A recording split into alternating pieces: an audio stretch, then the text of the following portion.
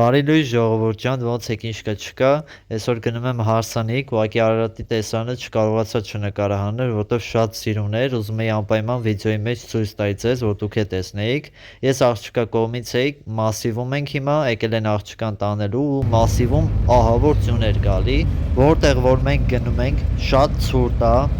սառնամանիք է, ձյուն է գալիս, ոնց որ հիմա այստեղ է, ցուրտ է ու շատ ձյուն է գալիս ժողովուրդ ջան։ Կարող եք գուշակել կոմենտներում, հենց հիմա ստոպ տվեք վիդեոն ու գուշակեք կոմենտներում, թե որտեղ եմ ես գնում։ Դուք հաստատ արդեն գուշակեցիք, Սևան ենք հասել ժողովուրդ ջան, ասեմ այստեղ որտեղ որ գնում ենք, 20 րոպեվա ճանապարհ է հասնել Սևան։ Ճոգում եք, չէ՞, ինչքան շատ լավ է ժողովուրդ, որ Սևան այդքան մոտիկ է, երբ ուզես կարաս գնաս լողանաս։ Գնում եմ Վարդենիս ժողովուրդ ջան, Վարդենիս ամենացուրտ տեղն է, բայց այդ օրը կոնկրետ տաք էր ժողովուրդ։ Այստեղ արդեն ես սկսում եմ նկարահանել տենց էլի տեսարանները։ Արդեն գնացինք Փեսայի տուն, Սասնա պարերով հարսին մցրեցին տուն։